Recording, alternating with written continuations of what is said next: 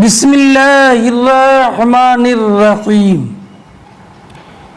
باب کسب البغی والایماء۔ ایماء امتن کی جمع ہے، بغی بدکار عورت۔ یہ باب بدکار عورت کی کمائی کے حکم کے بیان میں ہے اور باندیوں کی کمائی کے حکم کے بیان میں ہے۔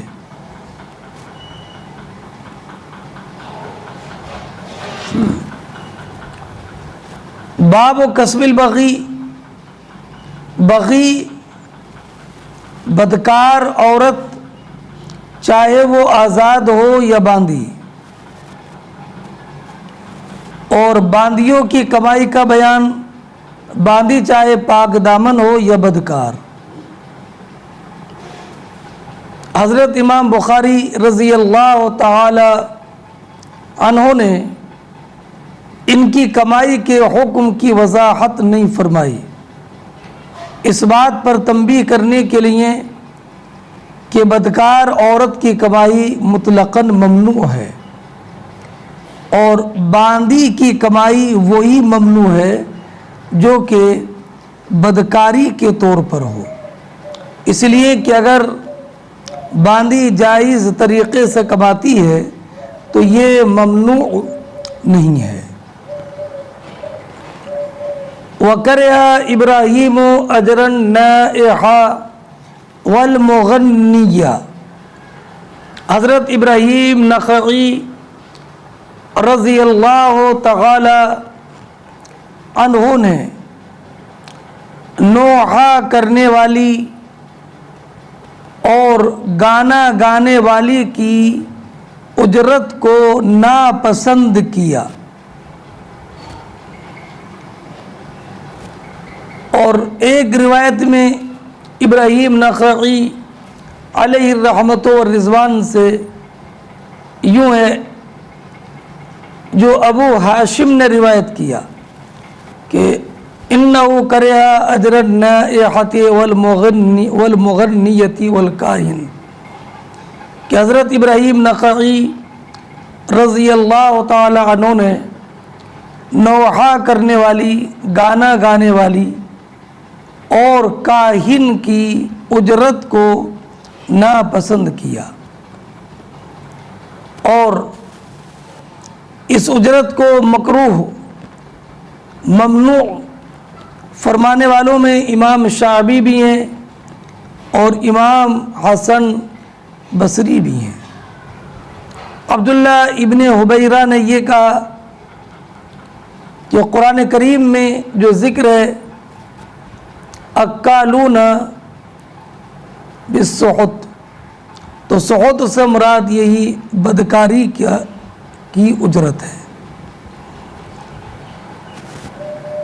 اب رہا یہ معاملہ کہ باب تو قائم کیا بدکار عورت کی کمائی کے بارے میں اور باندیوں کی کمائی کے حکم کے بیان میں، اور تعلیق ابراہیم نخعی علیہ الرحمت والرضوان کی ذکر یہ کی کہ انہوں نے نوحہ کرنے والی اور گانا گانے والی کی اجرت کو ناپسند فرمایا۔ تو حضرت ابراہیم نخعی کے اثر کا عنوان سے کیا تعلق ہے؟ تو جواب یہ ہے کہ بدکار عورت کی کمائی نوحہ کرنے والی کی اجرت اور گانا گانے والی کی اجرت باب سے اس طور پر مناسبت رکھتی ہیں کہ بدکار عورت کی کمائی نوحہ کرنے والی کی اجرت، ان میں سر ایک معصیت کبیرہ ہے اور ان میں سے ہر ایک کا اجارہ باطل ہے، اور اتنی مناسبت کافی ہے۔ وقول اللہ تعالی ولا تکرہوا فتياتكم على البغاء ان اردنا تحصنا لتبتغوا عرض الحیاۃ الدنیا ومن یکرہہن فإن اللہ من بعد اکراہہن غفور رحیم۔ اور اللہ رب العزت جل جلالہ کے اس ارشاد کے بیان میں کہ اللہ رب العزت جل جلالہ نے فرمایا اپنی باندیوں کو بدکاری پر مجبور نہ کرو دنیاوی دولت کی تلاش میں، اگر وہ پاک دامنی چاہیں، اور جو ان کو مجبور کرے تو بے شک اللہ رب العزت ان کو مجبور کرنے کے بعد ان باندیوں کو معاف کرنے والا ہے اور رحم فرمانے والا ہے۔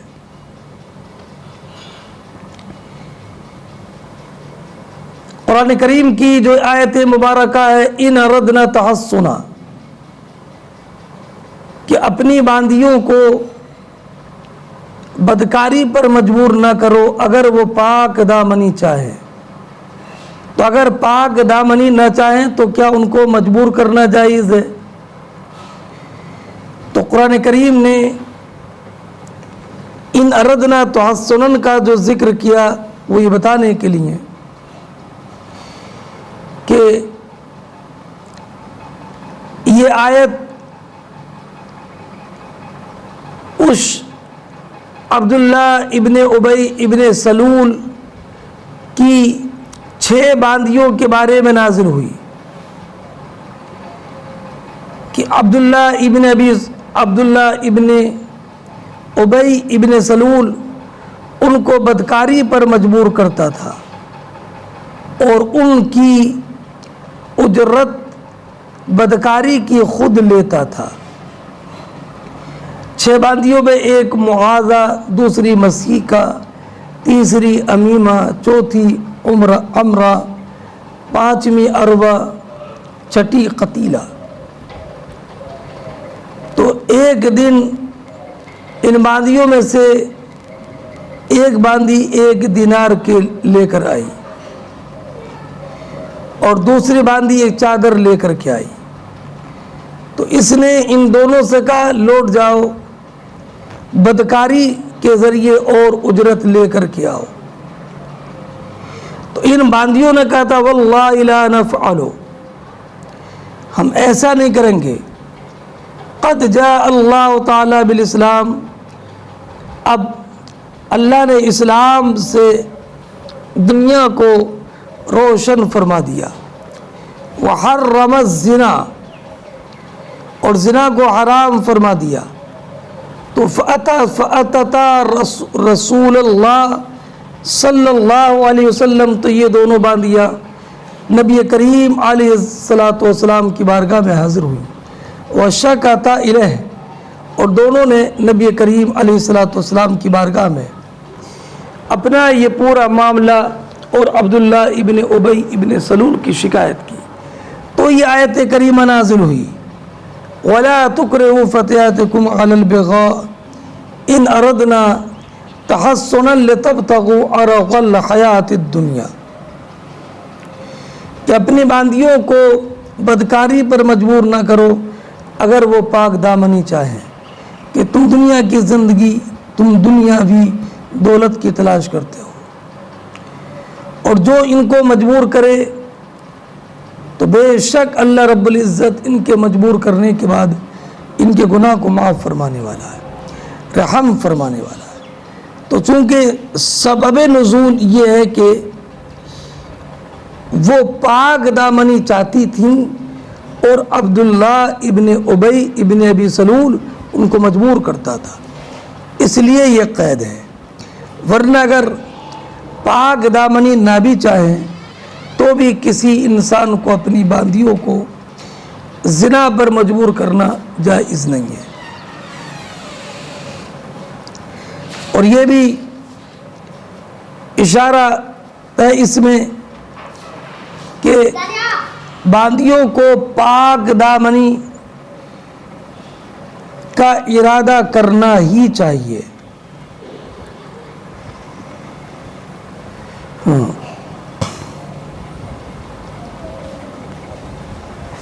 اور امام مجاہد رضی اللہ تعالی عنہ نے وَلَا تُكْرِهُ فَتَيَاتِكُمْ عَلَى الْبِغَاءِ کی تفسیر میں فرمایا کہ فتياتكم سے مراد ہے باندھی، بغا سے مراد زنا، تو معنی ہے وَلَا تُكْرِهُ إِمَاءَكُمْ عَلَى الزِّنَا۔ عبداللہ ابن امی کی نے ایک باندھی کو زنا کا حکم دیا، وہ زنا کی مرتکب ہوئی، ایک چادر لے کر کے آئی تو کہا کہ لوٹ جا، پھر اس امر شرعی کا دوبارہ ارتکاب کر، تو اس نے کہا واللہ ما انا براجعہ، فنزلت، تو یہ آیت کریمہ نازل ہوئی۔ فتیات فتاتن کی جمع ہے، اس کا معنی جوان۔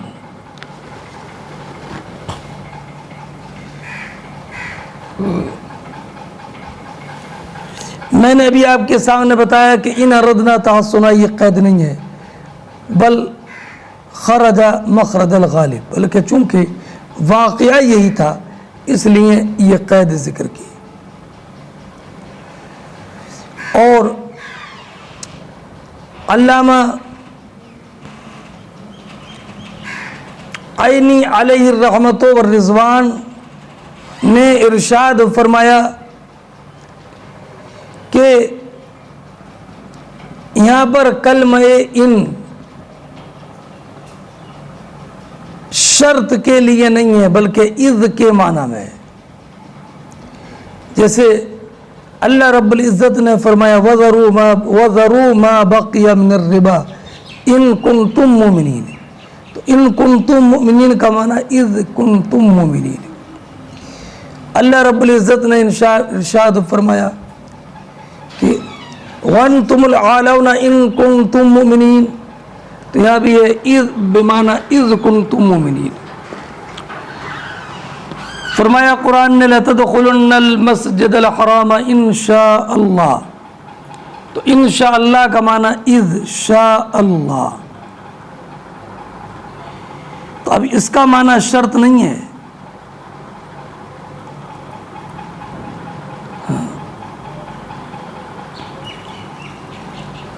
شرط نہیں ہے، اس لیے کہ اگر باندھی پاک دامنی کا ارادہ نہ بھی کریں تو بھی آقا کو بدکاری پر مجبور کرنا جائز نہیں ہے۔ اور یہاں پر کلمہ ان کو اختیار کیا گیا اذا کو نہیں، یہ بتانے کے لیے کہ بدکار عورتیں بدکاری خود اپنی رغبت اور خوشی سے کرتی تھی۔ قرآن کریم آگے فرماتا وَأَنْكِحُوا الْأَيَامَ مِنْكُمْ وَالصَّالِحِينَ مِنْ عِبَادِكُمْ، اے لوگو جو پاک دامنی کا ارادہ کرے تو اس کا نکاح کرا دو۔ اور ایک قول یہ کہ آیت میں تقدیم و تاخیر ہے، اصل یہ ہے فَإِنَّ اللَّهَ مِن بَعْدِ إِكْرَاهِهِنَّ غَفُورٌ رَحِيمٌ لِمَنْ أَرَادَ تَحَصُّنًا، یہ ہے یعنی لمن جو فرمایا نا ان اردنا تحصنا، تو یہ ان اللہ غفور الرحیم کے ساتھ ہے کہ فَإِنَّ اللَّهَ مِن بَعْدِ إِكْرَاهِهِنَّ غَفُورٌ رَحِيمٌ لِمَنْ أَرَادَ تَحَصُّنًا لِتَبْتَغُوا عَرَضَ الْحَيَاةِ الدُّنْيَا کا معنی لِتَطْلَبُوا بِإِكْرَاهِهِنَّ عَلَى الزِّنَا، کہ تم ان کو زنا پر مجبور کر کے ان کی اجرت کو چاہو۔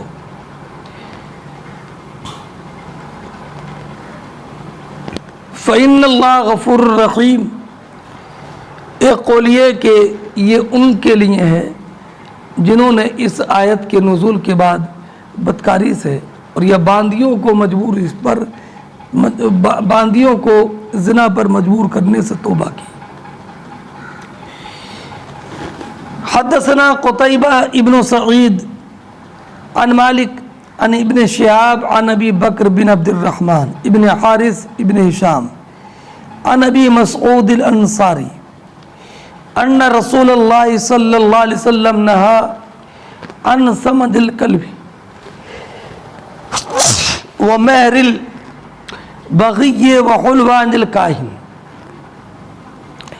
امام بخاری فرماتے ہیں کہ ہم سے حدیث بیان کی قتیبہ ابن سعید نے، وہ کہتے ہیں کہ وہ روایت کرتے امام مالک سے، وہ روایت کرتے ابن شہاب زہری سے، وہ ابو بکر بن عبد الرحمن ابن حارث ابن ہشام سے، وہ ابو مسعود انصاری رضی اللہ تعالیٰ عنہ سے کہ نبی کریم علیہ السلام نے کتے کی سمن اور بدکار عورت کی اجرت اور کاہن کی اجرت سے منع فرمایا۔ مطابقت ترجمۃ الباب سے اس قول میں ہے وہ مہر البغی۔ یہ حدیث کتاب البیوع کے آخر میں گزری ہے باب ثمن الکلب میں۔ حدثنا مسلم ابن ابراہیم، فرماتے ہیں امام بخاری کہ ہم سے حدیث بیان کی مسلم ابن ابراہیم نے، انہوں نے کہا کہ حدثنا شعبہ، ہم سے حدیث بیان کی شعبہ نے، انہوں نے روایت کیا محمد ابن جوحادہ سے، وہ روایت کرتے ہیں ابو حازم سے، وہ روایت کرتے ہیں ابو ہریرہ رضی اللہ تعالیٰ عنہ سے کہ حضرت ابو ہریرہ نے فرمایا کہ نبی کریم علیہ السلام نے، اس حدیث کے راوی محمد ابن جوحادہ جیم کے ضمے کے ساتھ، محمد ابن جوحادہ ایامی ہیں، کوفی ہیں، ان کا انتقال 103 ہجری میں ہوا۔ ابو حازم کا نام سلمان اشجعی ہے، اور اس حدیث کی تخریج بخاری شریف میں بھی کتاب میں ایک اور جگہ کتاب الطلاق میں ہے۔ ابو داود نے اس حدیث کی تخریج کتاب البیوع میں کی ہے۔ اور ابھی یہ تفصیل سے بات گزر گئی کہ باندیوں کی کمائی سے جو منع کیا گیا یہ وہ کمائی ہے جو کہ باندی بدکاری سے حاصل کرے، لیکن باندی جو کمائی جائز طور پر حاصل کرے اس کی ممانعت نہیں ہے۔ باب عصب الفحل، یہ باب اس بیان میں کہ نر کی جفتی کی اجرت ممنوع ہے۔ عصب کے معنی جفتی، اور جفتی کی اجرت، اور نر کے نطفے کے ہیں۔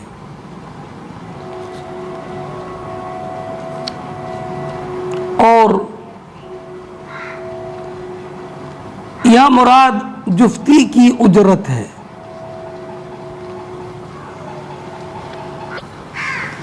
حدثنا مسدد قال حدثنا عبد الوارث و اسماعیل بن ابراہیم عن علی بن حکم عن نافع عن ابن عمر قال نهى النبي صلی اللہ علیہ وسلم عن عصب الفحل۔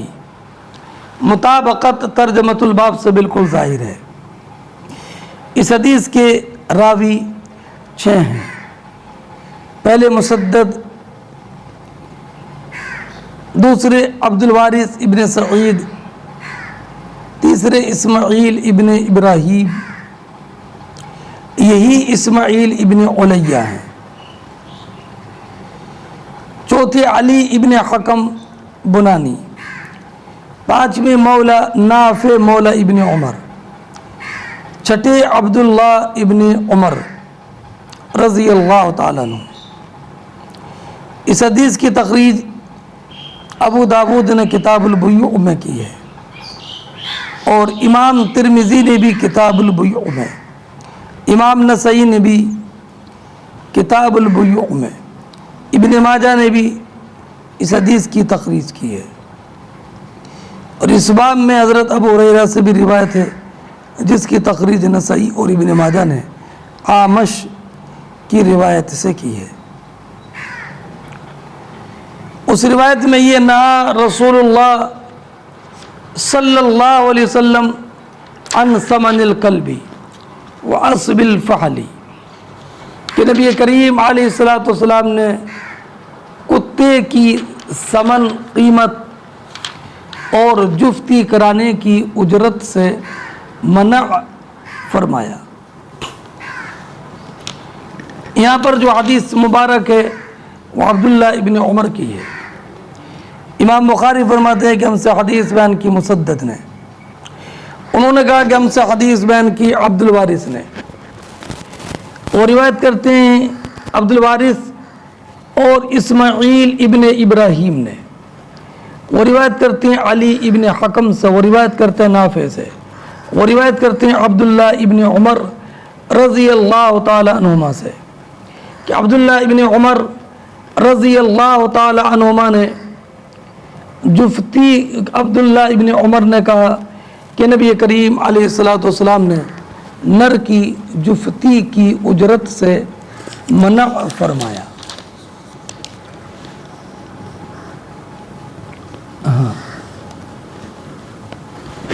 اس سے یہ معلوم ہوا کہ نر کی جفتی کی اجرت ممنوع ہے، ایسے ہی نر کو جفتی کے لیے اجارے پر دینا یہ بھی ممنوع ہے۔ یہی قول صحابہ کرام میں سے جماعت کا ہے، حضرت علی، حضرت ابو ہریرہ، اور یہ قول امام اوزاعی، امام ابو حنیفہ، امام شافعی اور امام احمد کا ہے۔ اور اصحاب شافعی نے اس بات کا پر جزم کیا کہ جفتی کے لیے نر کے مادہ منویہ کی بیع حرام ہے، اس لیے کہ وہ غیر متقوم ہے اور معلوم نہیں ہے اور نہ مقدور تسلیم ہے۔ اب رہا یہ کہ نر جانور کو اگر جفتی کے لیے اجارے پر لیا جائے تو حضرت امام مالک رضی اللہ تعالی عنہ نے فرمایا کہ اجارے پر جائز ہے۔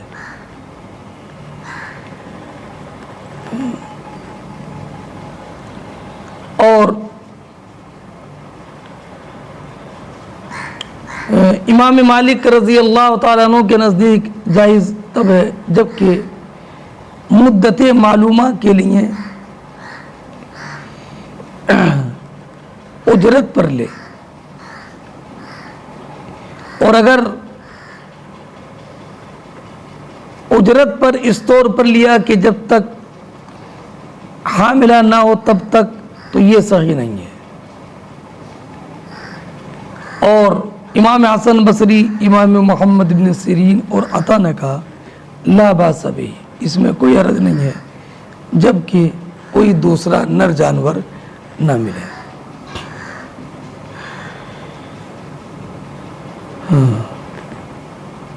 اور ایک علماء کی جماعت نے یہ بھی فرمایا کہ نر جانور کو جفتی کے لیے مدت معلومہ تک اور اجر معلوم تک لینا بھی مکروہ ہے، اور یہ حضرت ابو سعید خدری برا ابن عازب رضی اللہ تعالی عنہم سے مروی ہے۔ اور علماء کوفیین شافعی، ابو ثور نے یہ کہا کہ جائز نہیں ہے، اور دلیل میں یہی حدیث پیش کی۔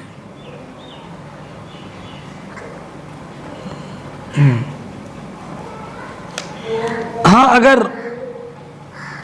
جفتی کی کوئی اجرت نہیں طے کی اور مادہ جانور والا خود اپنی خوشی سے دے تو اس کا قبول کرنا جائز ہے، اور یہ بطور ہدیہ ہوگا۔ ہاں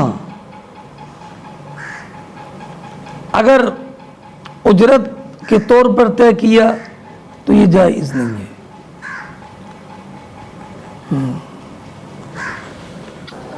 اور یہ ہدیہ قبول کرنا بھی جائز تب ہوگا جبکہ المعروف کالمشروط کی حد تک رواج عام نہ پڑ گیا ہو۔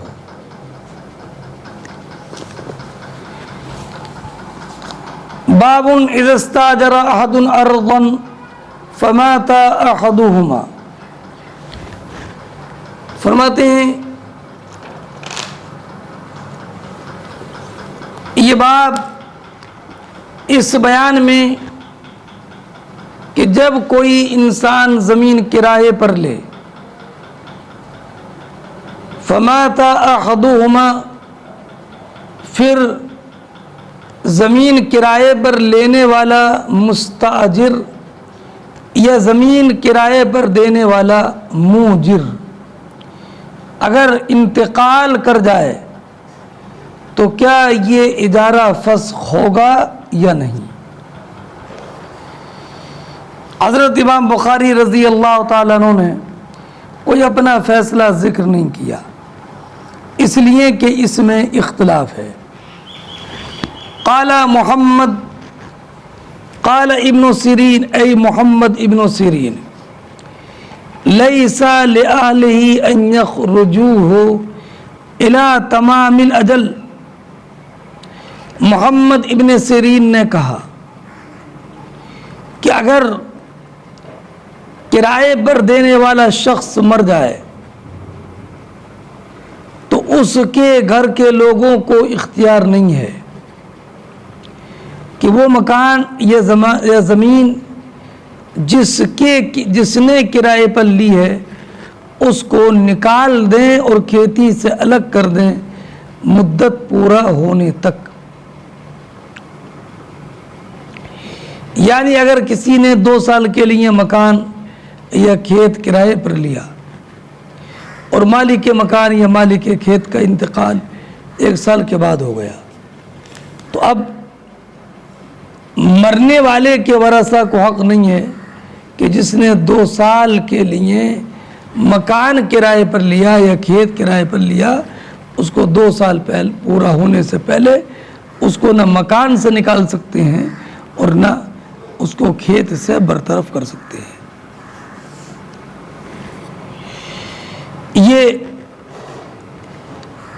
محمد ابن سیرین رضی اللہ تعالی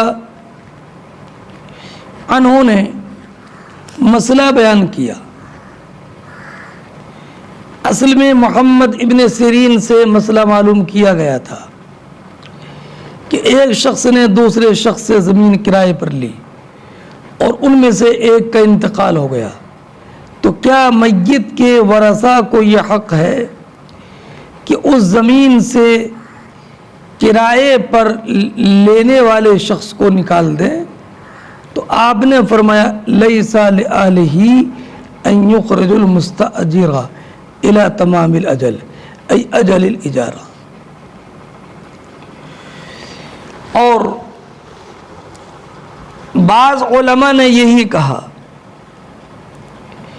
کہ کسی ایک کے انتقال سے اجارہ فسخ نہیں ہوتا ہے، لیکن امام اعظم اور امام لیث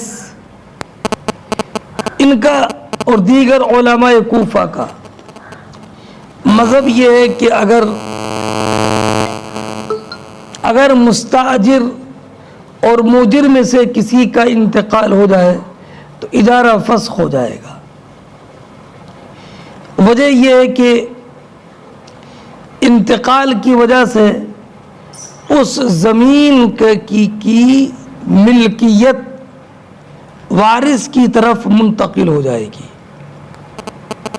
اور منفعت تو اس کے تابع ہے۔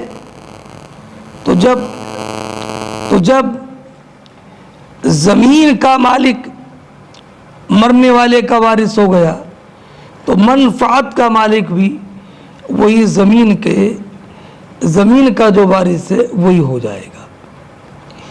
لہذا مستاجر کرائے پر لینے والے کا قبضہ کرائے دینے والے کی موت سے ختم ہو جائے گا۔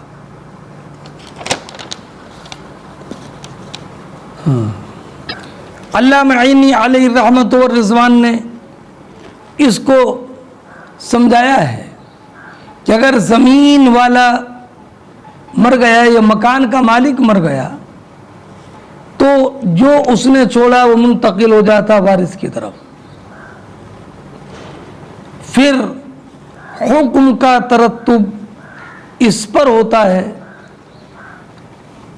اجارے پر دینے والے یا اجارے پر لینے والے کی موت کے وقت۔ اگر کرائے پر دینے والا مر جائے تو گھر کی مالیت منتقل ہو جائے گی وارث کی طرف، اور وہ منافع جو کہ مرنے والے کی زندگی میں تھے اس مکان یا زمین کے، وہ تو اس کے موت کی وجہ سے فوت ہو گئے، اور اجارہ منفعت ہی پر ہوتا ہے تو معقود علیہ فوت ہو جائے گا، اور جو منافع مرنے والے کی موت کے بعد پیدا ہوئے تو وہ وارث کی ملک پر ہے، اور جب منفعت وارث کی ملک پر ہے تو پھر مستاجر ان منفعت کو حاصل کرنے کا اب مالک نہ رہا۔ اور دوسری بات یہ کہ عقد اجارہ قائم ہے متآجرین کے ساتھ، اور جب ان میں سے ایک کا انتقال ہو گیا تو اب عقد کا جو مقتضا ہے قیام الاجارہ یہ بھی زائل ہو جائے گا۔ اور اگر مستاجر کا انتقال ہو گیا اور عقد باقی رہے تو لا محالہ وہ اس پر باقی رہے گا جو اس کے وارث ہے، اور یہ متصور نہیں ہے، اس لیے کہ جو منفعت مستاجر کی حیات میں تھی وہ تو ہلاک ہو گئی، تو اب معدوم کا کوئی کیسے وارث ہوگا؟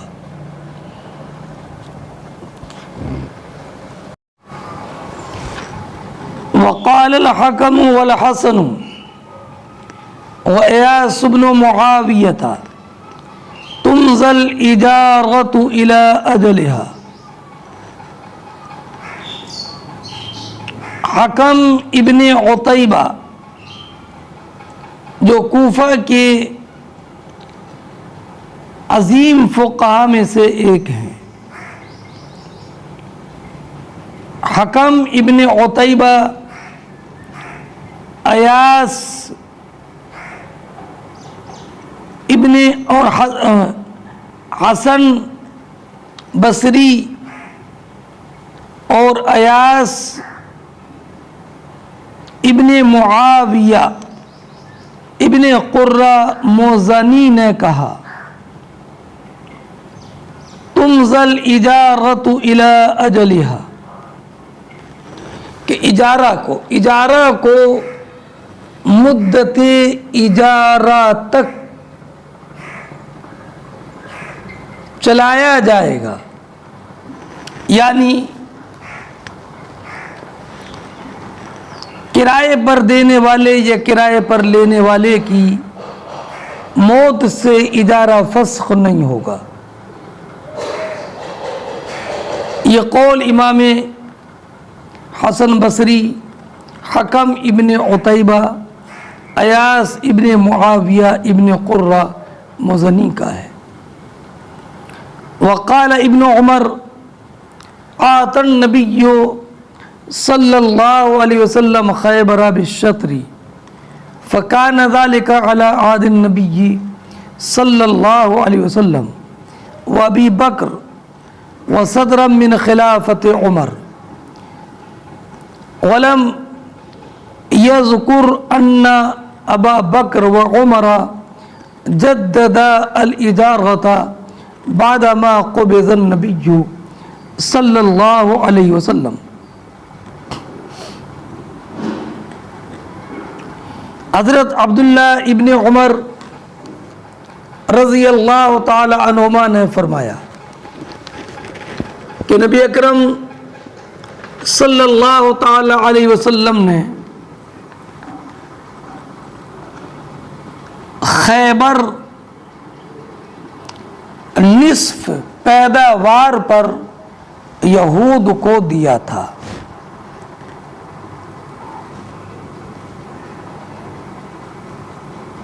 یہود کو دیا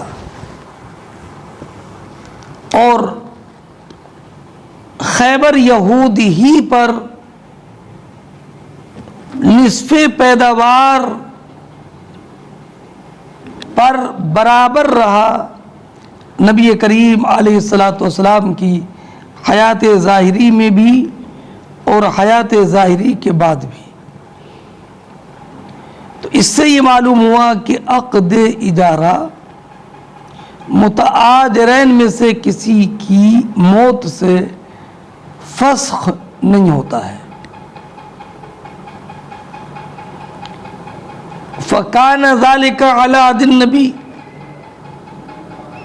یہ کلام امام بخاری کا ہے۔ اس تعلیق میں امام بخاری نے اپنا کلام درج کر دیا ہے۔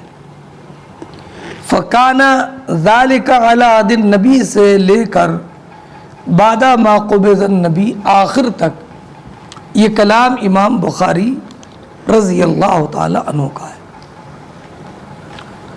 فرماتے ہیں امام بخاری رضی اللہ تعالی عنہ کہ نبی کریم صلی اللہ تعالی علیہ وسلم اور حضرت ابو بکر صدیق رضی اللہ تعالیٰ عنہ کے زمانے میں اور حضرت عمر رضی اللہ تعالیٰ عنہ کے شروع ایام میں ایسا ہی رہا۔ ولم یذکر، اور یہ مت ذکر نہیں کیا جاتا کہ حضرت ابو بکر اور حضرت عمر رضی اللہ تعالیٰ عنہما نے نبی کریم علیہ الصلاۃ والسلام کے بعد نیا عقد کیا ہو۔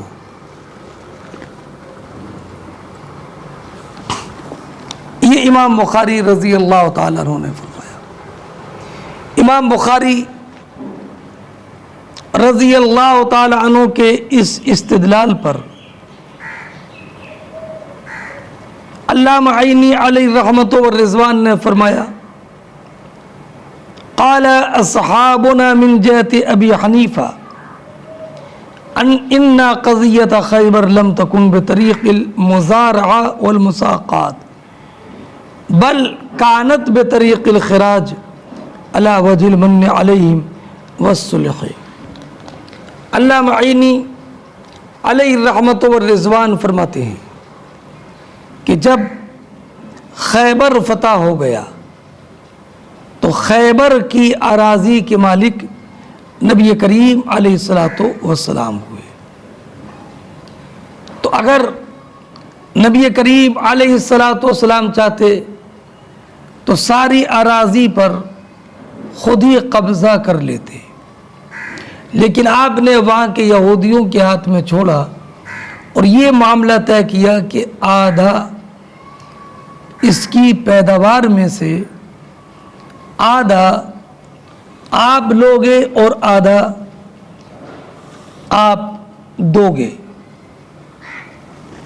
تو سرکار نے احسان کرتے ہوئے خیبر کی زمین مفتوحین کو دے دی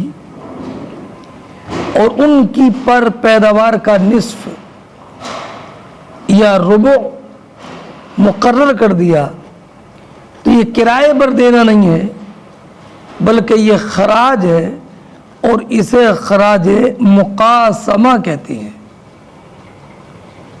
اور خراج مقاسمہ کی صورت میں اگر کچھ پیدا نہ ہو تو کچھ بھی واجب نہیں ہوتا ہے۔ تو اب یہ زمین اجارے پر نہیں دی بلکہ یہ زمین تو بطور خراج دی تھی، لہذا اس حدیث کا کوئی اس روایت کا تعلق اجارے سے ہی نہیں، اور جب اجارے سے نہیں ہے تو اب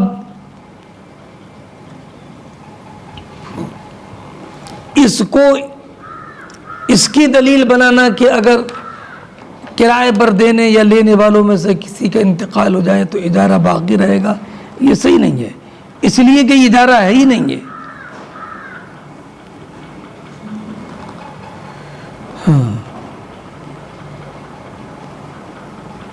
اور مختصر التحاوی میں، مختصر التحاوی کی جو شرح ہے اس میں ابو بکر رازی نے یہ فرمایا کہ نبی کریم علیہ السلام نے ان کی پیداوار سے جو نصف لینا مقرر کیا تھا یہ خراج کے طور پر تھا، اجارے کے طور پر نہیں تھا۔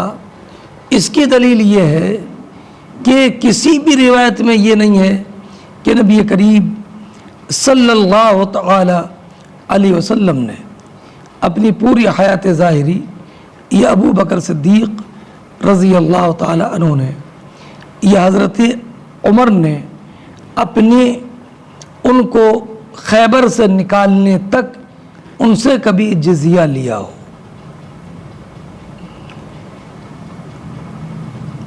تو اگر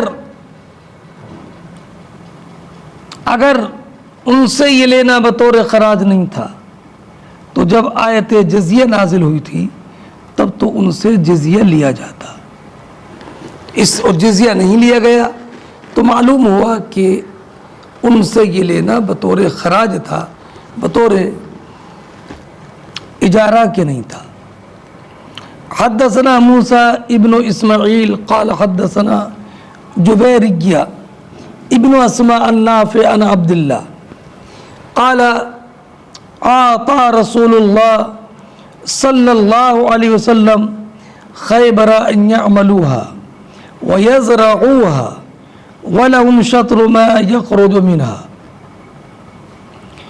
وأن ابن عمر حدثه أن المزارع كانت تقرى على شيء سماه نافع لا أحفظه، وأن رافع بن خديج حدث أن النبي صلى الله عليه وسلم نهى عن كراء المزارع، وقال عبید اللہ النافع عن ابن عمر حتی اجلاہم عمر۔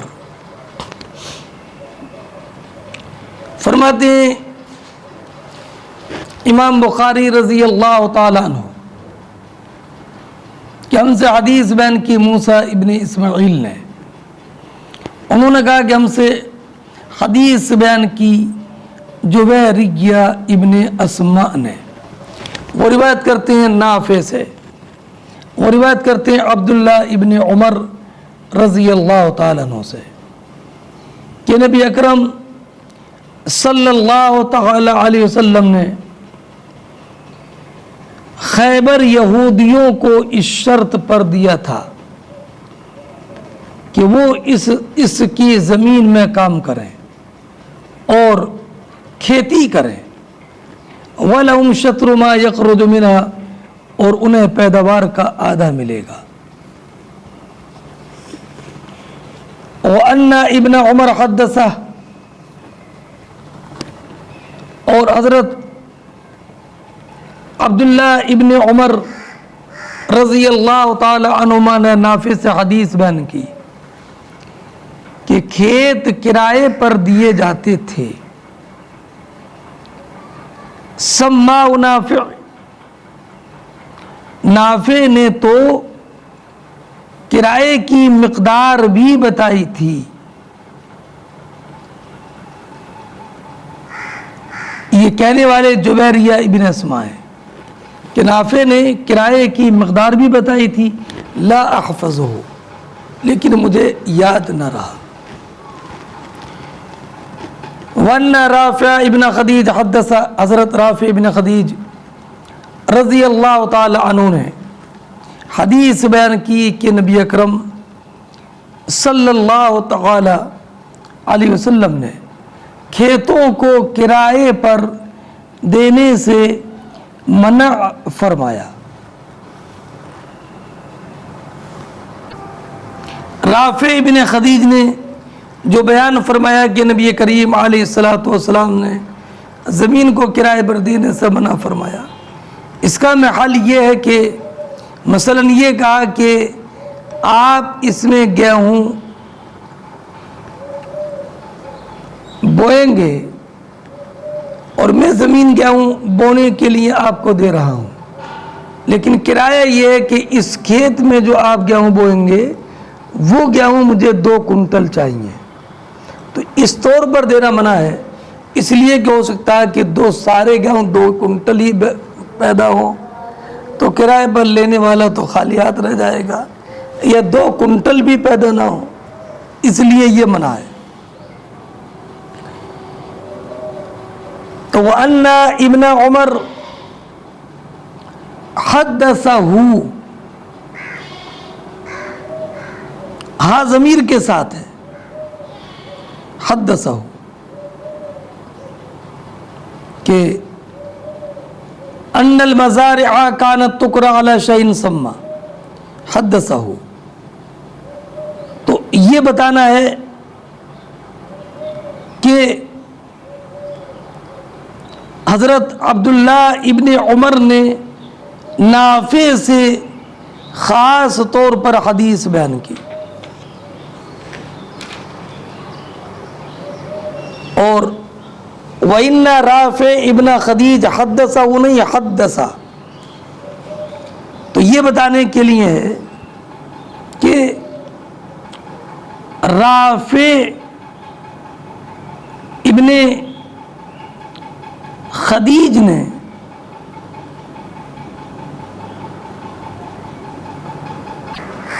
برخلاف رافع ابن خدیج نے جو حدیث بیان کی، وہ حدیث بیان کی نافع سے، تو خاص طور پر نافع ہی سے بیان نہیں کیا، اس لیے یہاں پر حدثہ میں ہاں ضمیر منصوب کی نہیں ہے. بسم اللہ الرحمن الرحیم. باب فی الحوالہ. حوالہ سے مراد عقد حوالہ ہے، یعنی اپنا دین کسی اور کی طرف منتقل کر دینا. مثلا عمرو کے زید پر 1000 روپے تھے، تو عمرو نے زید سے کہا کہ آپ اپنے 1000 روپے جو مجھ پر ہیں یہ خالد سے لے لیجئے، خالد پر میرے 1000 روپے ہیں. تو اپنا دین کسی اور کی طرف منتقل کرنا یہ حوالہ کہلاتا ہے. اور جس پر پیسے ہیں اسے بولتے ہیں محیل، اور جس کے پیسے ہیں اسے بولتے ہیں محتال، اور جس کی طرف منتقل کیا گیا اسے بولتے ہیں محتال علیہ. اور محال علیہ، اور دین کو محال کہتے ہیں. جیسے عمرو کے زید پر 1000 روپے تھے،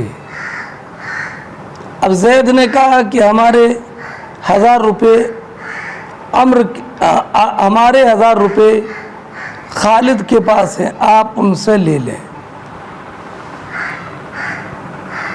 تو یہ عمر جو ہیں یہ محتال اور محتال لہو کہلائیں گے، اور زید پر تھے اور زید نے منتقل کیا ہے تو زید ہوا محیل، اور منتقل کیا ہے خالد یا بکر کی طرف، کسی کی بھی طرف، جس کی طرف منتقل کیا اس کو محتال علیہ۔ اور 1000 روپے جو دین ہے اسے بولتے ہیں محال۔ اس کو ذہن نشین رکھیے گا، اور اس کو بولیں گے حوالہ۔ حوالہ کے اصل میں ہوتا یہ ہے کہ کبھی مدیون دین ادا کرنے سے عاجز ہوتا ہے اور دائن تقاضا کرتا ہے، اس صورت میں دائن کو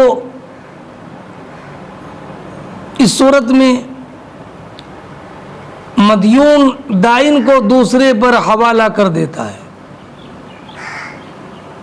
اور کبھی یوں ہوتا ہے کہ مدیون کا دوسرے پر دین ہے، مدیون اپنے دائن کو اس کی طرف حوالہ کر دیتا ہے تاکہ دائن کو اس پر اطمینان ہو جائے اور وہ سمجھ لے کہ میرا دین بآسانی وصول ہو جائے گا۔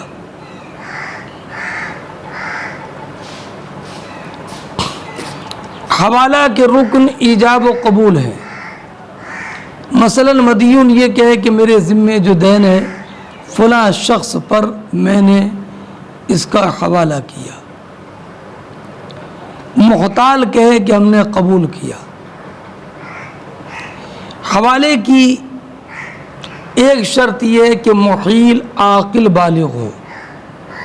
مجنون یا نہ سمجھ بچے نے حوالہ کیا تو یہ صحیح نہیں ہے۔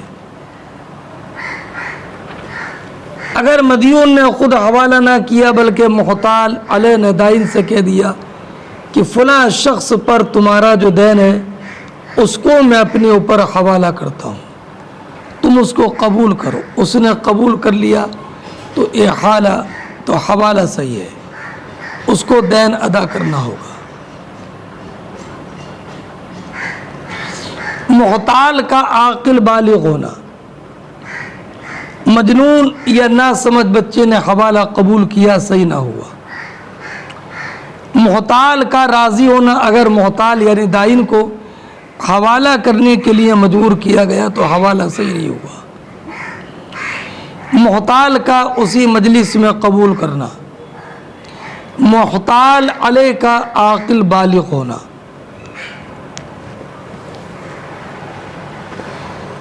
اور یہ بھی یاد رکھیں کہ جب حوالہ صحیح ہو گیا تو محیل یعنی مدیون دین سے بری ہو گیا، اب دائن کوئی حق نہ رہا کہ اس سے مطالبہ کرے۔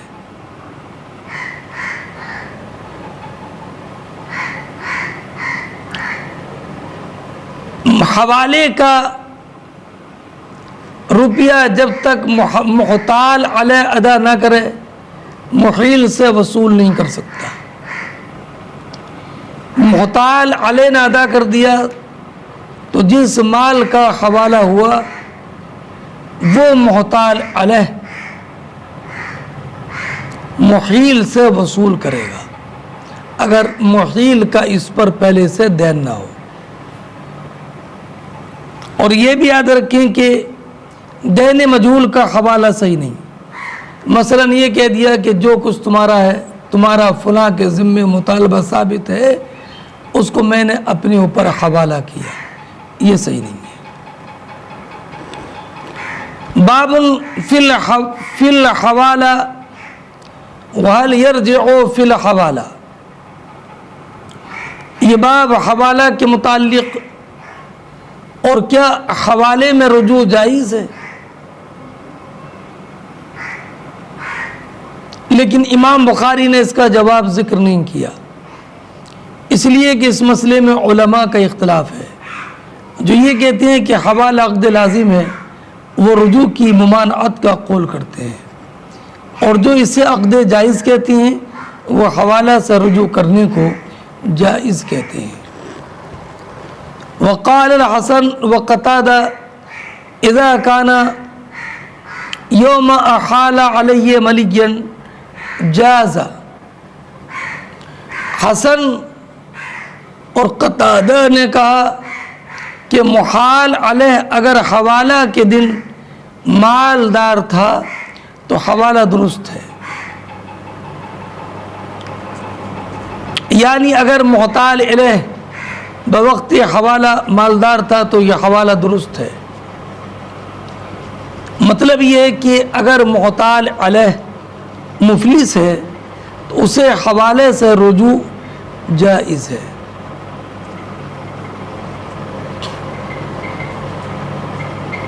امام اعظم رضی اللہ تعالیٰ عنہ نے فرمایا کہ اگر محتال علیہ مفلس ہو گیا اور مفلس ہو کر مر گیا، یا قاضی نے اسے مفلس قرار دے دیا، یا محتال علیہ نے حوالے ہی سے انکار کر دیا اور محیل کے پاس گواہ نہیں ہے، تو دائن مدیون سے قرض کا مطالبہ کرے گا۔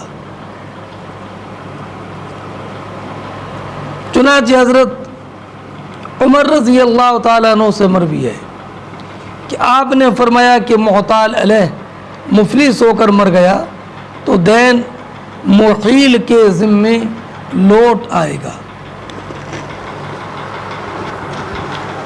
وقال ابن عباس یتخارج الشریکان وأهل المیراث فیاخذ هذا عینا وهذا دینا فإن طفی لأحدهما لم يرجع على صاحبه۔ فرماتے ہیں عبداللہ ابن عباس رضی اللہ تعالی عنہ شرکاء یا وارثین نے اس پر صلح کر لی کہ کچھ لوگ مال لیں اور کچھ لوگ دین۔ اب اگر ان میں سے کسی کا حصہ ضائع ہو گیا تو لم یرجع علی صاحبہ، وہ دوسرے سے وصول نہیں کر سکتا۔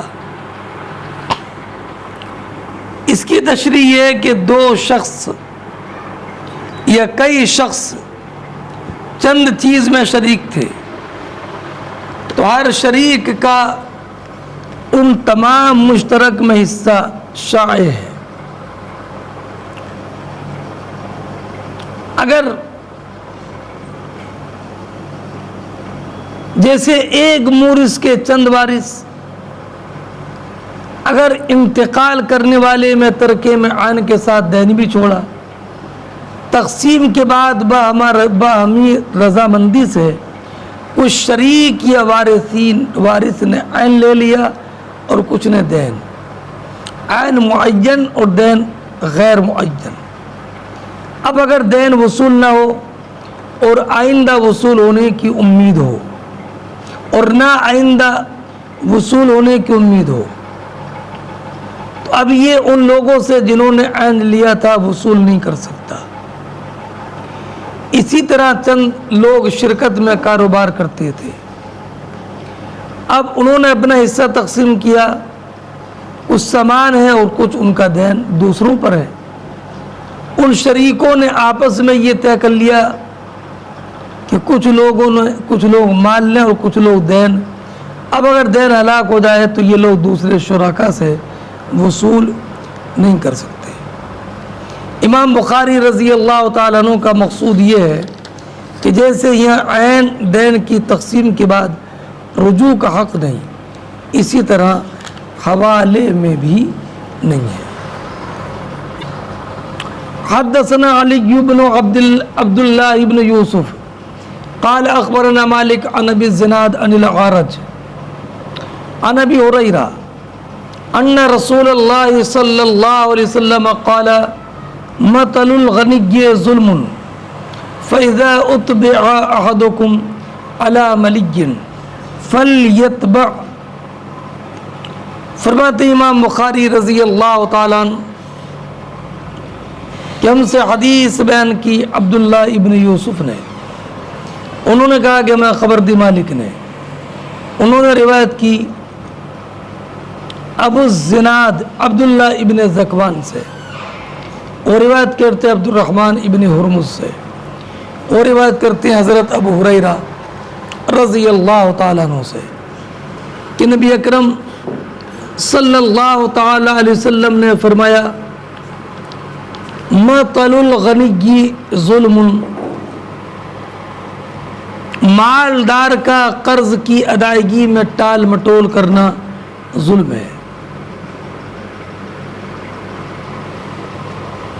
تو مثل الغنی میں اضافت مصدر کی فاعل کی طرف ہو تو معنی ہوگا کہ غنی پر جو کہ قرض کی ادائیگی پر قادر ہے اس کا ٹال مٹول کرنا اور قرض کا ادا نہ کرنا یہ ظلم ہے. اور اضافت المصدر الی المفعول ہو تو معنی یہ ہوگا کہ جو بھی آپ پر قرض ہے اس کا ادا کرنا واجب ہے. مثل الغنی, غنی کو ٹال دینا اور غنی کے قرض کو ادا نہ کرنا, اور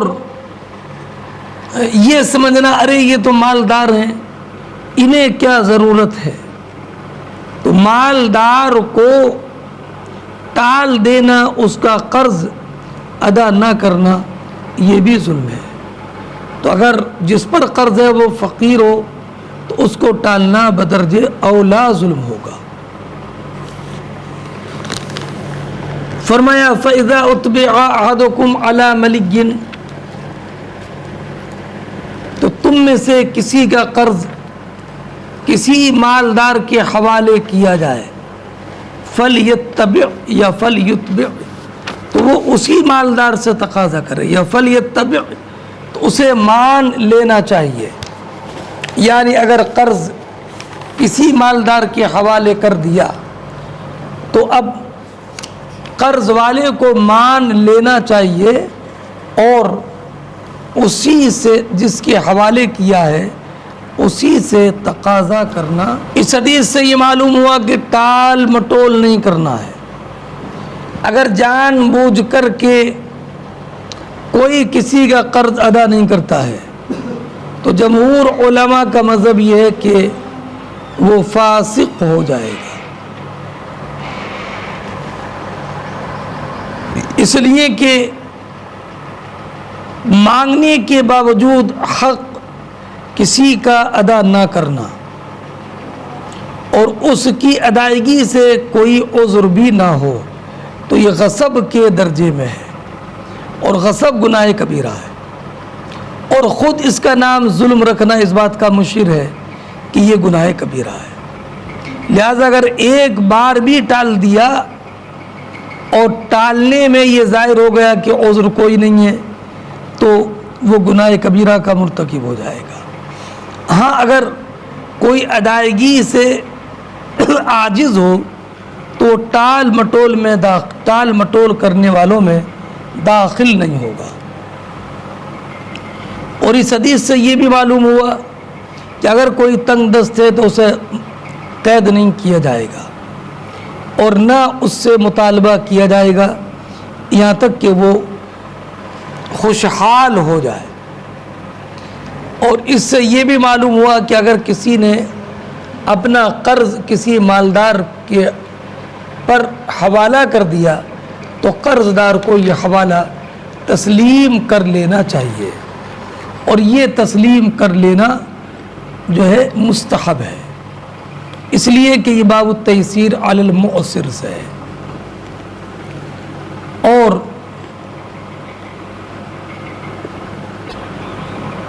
نبی کریم علیہ الصلاۃ والسلام کا یہ ارشاد مثل الغنی ظلم اس بات کی دلیل ہے کہ حوالہ جو دین میں مدت ہے اس کے گزرنے کے بعد ہی ہوگا، اس لیے کہ ٹال مٹول مطل جو ہے وہ مدت گزرنے کے بعد ہی ہوتی ہے۔ اور اس میں یہ بھی معلوم ہوا کہ ٹال مٹول کرنے والوں کو پکڑے اور اس کو قرض دینے کے لیے مجبور کرے، اور جو بھی طریقہ شریعت اسلامیہ کی روشنی میں ہو اس کا استعمال کرے قرض وصول کرنے کے لیے۔